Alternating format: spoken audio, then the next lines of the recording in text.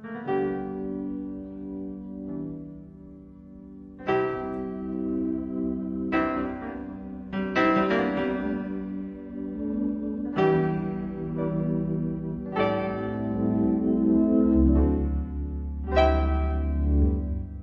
Doubleday Dell Audio Publishing presents Abide With Me by Lynn Harris.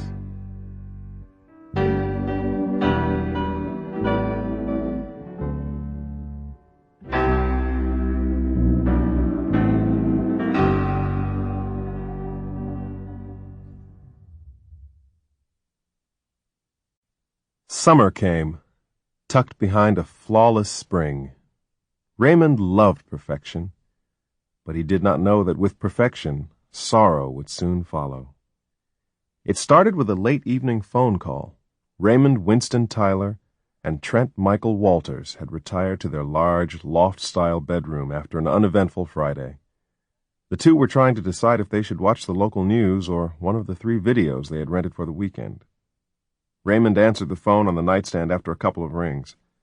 After about 10 minutes of, "Yes? Yes? I can't believe this." Raymond walked over toward the large bay window. Trent realized this call was important and went downstairs to the kitchen. A few minutes later, he returned with a bowl of microwave popcorn, a box of peanut M&Ms, and 2 bottles of water, just as Raymond was hanging up the phone with a stunned look on his face. "You're not going to believe this," Raymond said as he rubbed his forehead. "That was the chief of staff for Senator Patricia Murray's office." "The U.S. Senator?" Trent quizzed. "I've been nominated for a federal judgeship." "Get the fuck out." "That's great," Trent said as he hugged his broad-shouldered partner. "My pops isn't going to believe this," Raymond rattled on. "Call him," Trent urged. Raymond looked at the digital clock on the phone and realized it was past midnight in Birmingham, Alabama. "Do you think it's too late?" "Raymond, how often does someone get nominated for the federal bench?" Trent asked. "You're right," Raymond said as he grabbed the phone and dialed his parents' number. After 3 rings, he suddenly heard his mother's sleepy voice. "Ma," Raymond began. "Ray? Is everything all right?" "Everything is fine. I'm sorry to call so late. Where's Pops?" "He's right here. You want to talk with him?" "Yeah, but I want you to hear this too. Put me on the speakerphone." Raymond knew his father hated the speakerphone, but he heard a click and then his mother's voice suddenly sounding far off. "Ray Jr., are you all right? Do you know how late it is?" "Yeah, but I thought you'd like to talk with the future federal judge from the Western District Court of Washington." Raymond liked the sound of his possible new title. "What?" Raymond heard his father exclaim. He heard some clicking in the phone, and then he could hear his father's voice more clearly. Raymond Sr. had turned off the speakerphone. "When did all this happen? Why is this the first I've heard of it?" "I knew there were some openings, but everybody in my office thought they were going to pick an Asian American or this lawyer, Charles Pope. I'm still in shock. But I guess we should all calm down because I haven't been put on the bench yet. There is the confirmation process. Don't worry about that. You'll get it. I know they need some local color on that bench." "I hope you're right, Pops. I hope you're right." After hanging up the phone, Raymond sat on the edge of the bed thinking about how his life was getting ready to change. Again. His father was a retired family court judge and state senator, who had always dreamed his son would follow in his political footsteps. It had been years since his father had encouraged him to pursue politics. His mother just wanted him to be happy. Raymond Winston Tyler, Jr. is one of the good guys, at least most of the time. Raymond is not perfect, but he wants the world to be perfect. The kind of guy who loves Oprah and Rosie but might not admit he likes Jerry Springer as well. You know the type. He wants to please everybody. The firstborn of Raymond and Marley Tyler, big brother to budding Northwestern Wildcats football star Kirby Wayne Tyler, and a great friend to many. He's 37 years old and already worried about turning 40. Ray's a Southern boy, born and raised in Birmingham, Alabama. A graduate of the University of Alabama and Columbia Law School, Raymond has spent part of his adult life living and practicing law in New York and Atlanta. The last 3 years, he and his life partner, Trent, an architect, have been living in Seattle, Washington. They have been in a committed relationship for a little over 5 years. A successful partner in a small law firm, Raymond has finally discovered his paradise in Trent, his fraternity brother, after years of going back and forth between male and female lovers. He once described himself as a sexual mulatto, but now he knows the true color of love.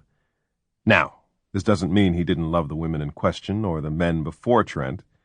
He did, nor does it mean he's totally accepted his sexuality, but he has come a long way. He still doesn't introduce himself with, "Hello, I'm Raymond and I'm gay." He doesn't think it's everybody's business. Trent is a lot different than Raymond, but like that old saying goes, he loves Raymond's dirty drawers. Loved him since the first day he laid eyes on him when they were both pledging Kappa Alpha Omega at the University of Alabama. So what if it took almost 15 years to admit it to himself or Raymond? He always considered Raymond the unattainable pretty boy.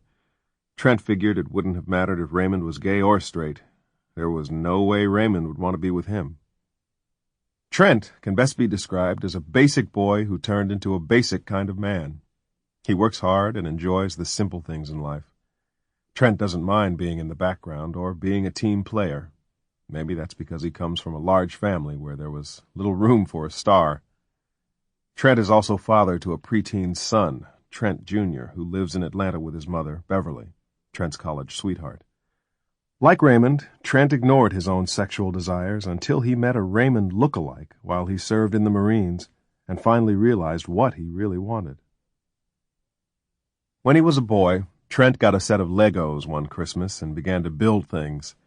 He loved the colorful toys and took them everywhere he went, including his first dorm room at the University of Alabama, where he received a degree in architecture. The Legos even found a place in the Queen Anne Hill area of Seattle, an enclave of dignified, spacious, high-ceilinged homes. The 3-story, cedar-sided home is one of his most treasured designs. Trent, who as a child managed to find his own space in a 3-bedroom clapboard house with 12 other people, is now designing houses and buildings where everyone who enters finds his or her own space. It was a little past noon, and the Midtown apartment was quiet. Nicole Marie Springer studied the face of her husband of 4 years, Jared Stovall, who sat at the bar with his left hand cupping his chin. He was ruggedly handsome, a confident, biscuit-brown man who at 6'3" and 220 pounds looked exactly like the man she had fallen in love with some 6 years ago. After a moment of pensive silence, she asked, "So, you think I should take the job?" Jared looked at his wife and said, "It sounds like they really want you. But what do you want?" "Well, it's not like people have been beating down my door. I told you once you leave New York, people forget about you." Jared removed himself from the bar stool, took a few steps, and gently placed his arms around his wife's waist. He kissed her softly on the lips and then said, "Nicole, you know I support you. It's just the thought of not having you here with me. Well, it makes me sad. But we moved here for your career, and we'll just deal with it." Nicole gave Jared a quick kiss and smiled. "Remember, Jared, it's only 6 weeks on the road, and I'll be home before you know it." "It doesn't mean I'm going to miss you less." Jared Taylor Stovall would do anything for Nicole. He had given up his hopes that being a wife and hopefully one day a mother would keep her totally satisfied. When the aggressive real estate agent sold their house in Atlanta after one showing, Jared knew he was headed to New York City. He couldn't resist his wife. He knew it sounded corny and whipped, but he loved her more now than the first time he met her. He was in New York City, visiting his best friend, Raymond, when Raymond and Nicole's friend Kyle was dying of AIDS. The first time she walked into Kyle's bedroom and smiled, Jared knew it was all over. The job in question was the starring role in a revival of Dreamgirls, a Broadway musical Nicole had been in almost a decade before. A role she had once turned down for the first national tour because she was in love with Raymond Tyler. When she was first approached to take the role of Dina Jones, a role she had once understudied, Nicole was hesitant. The show was heading across the country for a bus and truck tour, and the producers were so interested in having Sample complete. Ready to continue?